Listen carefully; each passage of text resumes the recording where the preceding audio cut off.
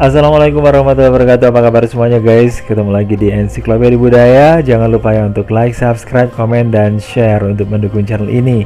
Dan kali ini saya akan ngobrolin tentang sejarah bagaimana Islam bisa sampai di benua Eropa ya, waktu itu di Spanyol.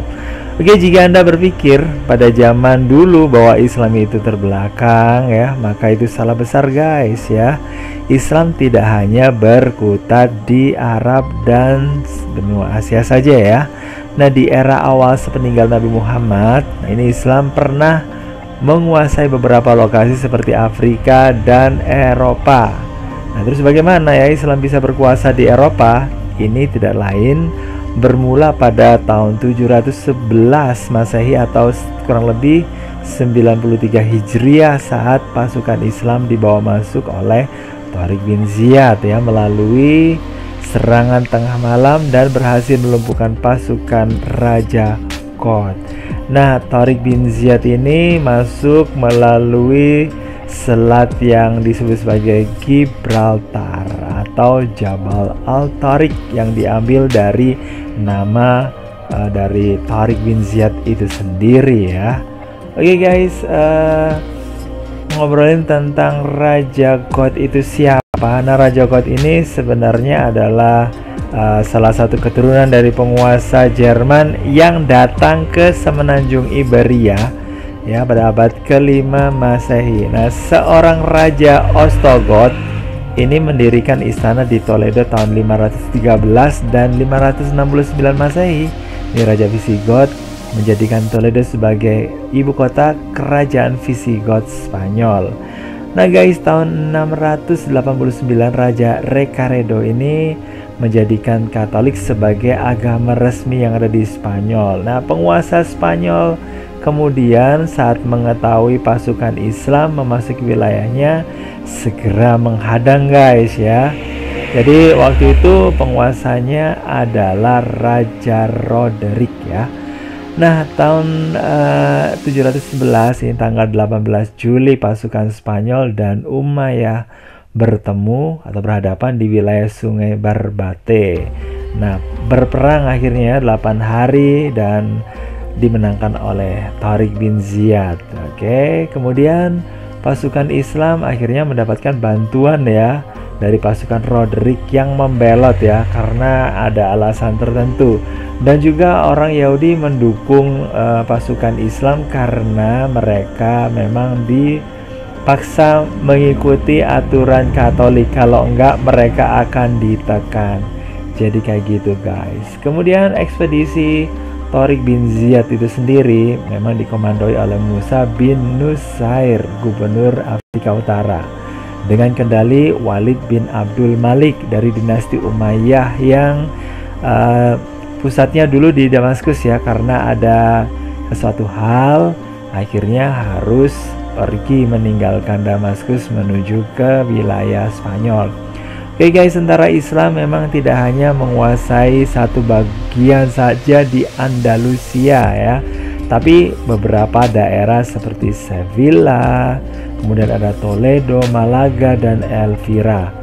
Nah, sejak masa penaklukan itu, Cordoba menjadi salah satu kota yang sangat berpengaruh dan mencapai puncak peradaban pada tahun 799 Masehi.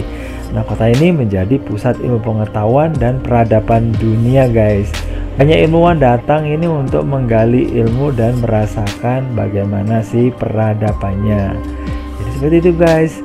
Nah, tahun 756 Masehi, dinasti Umayyah yang kedua yang ada di Cordoba ya dimulai untuk dirintis dan didirikan di Spanyol. Nah, ada Abdul Al-Rahman Al-Dakhil yang pertama ini menjadikan Cordoba sebagai pusat pemerintahan dan menggalang kekuatan untuk memerangi kelompok pemberontak dan suku setempat. Nah, kesuksesannya ini diabadikan dengan membangun masjid di tengah Cordoba yang dinamai La Mezquita yang artinya masjid ya guys ya. Nah, kota ini juga paling menarik di seluruh Eropa yang kala itu masuk di zaman kegelapan ya. Nah, seni sastra dan juga yang lainnya ya ini berkembang pesat sehingga menarik perhatian seluruh cendekiawan dunia untuk datang ke sini. Nah, di bawah pemimpin dari Abdul Al-Rahman Al-Dakhil yang ketiga, nah menjadi inilah tempatnya ya. Cordoba menjadi pusat ilmu dan kebudayaan serta pusat peradaban di Eropa. Nah, pada masa itu berbagai jalan umum, jembatan, kemudian ada bangunan-bangunan yang lain dan juga uang negara yang melimpah ya, karena rakyatnya juga makmur. Nah, Cordoba akhirnya dijadikan ini atau disulap kota-kota di Timur Tengah, karena waktu itu memang kemajuan dan kemegahan itu ada di Timur Tengah ya. Dan juga ada lampu-lampu yang cantik guys ya, karena pada malam hari Cordoba itu diterangi sama lampu-lampu yang indah ya dan antik ya guys ya.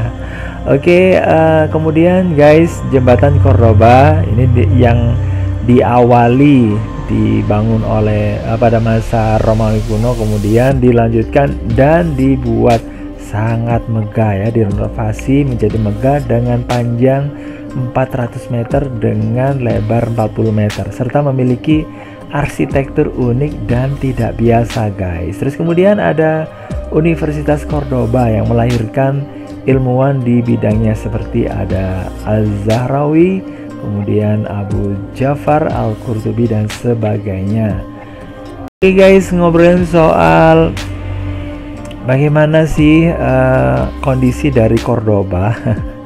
Nah, sejak ditaklukkan Muslim, nah ini banyak perubahan yang terjadi di Cordoba ya. Selain yang tadi itu ada kemajuan yang cukup luar biasa. Nah, sebelumnya Cordoba itu sangat mengenaskan guys. Pada ini abad ke-7 sampai setelah abad ke-10 ini, dimana ketika Cordoba itu mengalami puncak kegemilangan, puncak kejayaannya di Spanyol ya guys ya, dengan kekhalifahan Umayyah.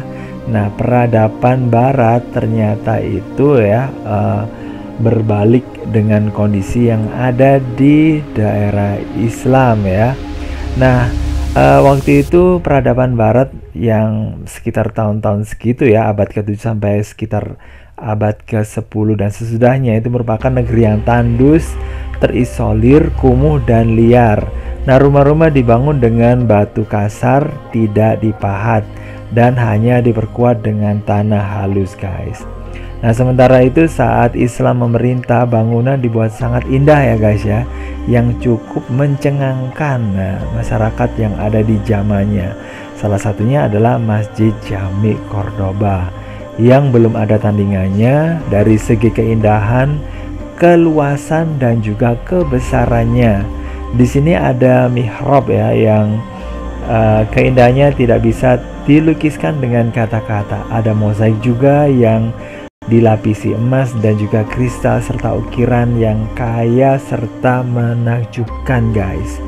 Nah, waktu itu juga di Cordoba gaya rambut, kemudian gaya pakaian, terus kemudian ada pasta gigi, kemudian ada juga deodoran dibawa dari Baghdad ke Iberia, karena waktu itu memang orang yang ada di Eropa ini kebalikannya ya. Jadi di sana memang orang-orangnya itu bukan seolah ya, tapi memang benar-benar hidup di zaman keterbelakangan, di zaman yang sangat primitif dan pokoknya tidak bisa dilukiskan ya bagaimana kondisi mereka itu. Dan mereka itu tinggalnya atau tidurnya itu di atas tanah, dan ada juga yang tidur hanya di bangku yang papan itu dengan senjata di kepala ya guys ya, diletakkan di kepala sebagai mungkin jaga-jaga guys, karena waktu itu memang banyak perampok yang berkeliaran di daerah Eropa ya guys ya, dan ini juga sebagai penjagaan. Dan ini bertolak belakang atau berlawanan dengan di dunia Islam waktu itu yang akhirnya mengepung ya, yang ada di daerah orang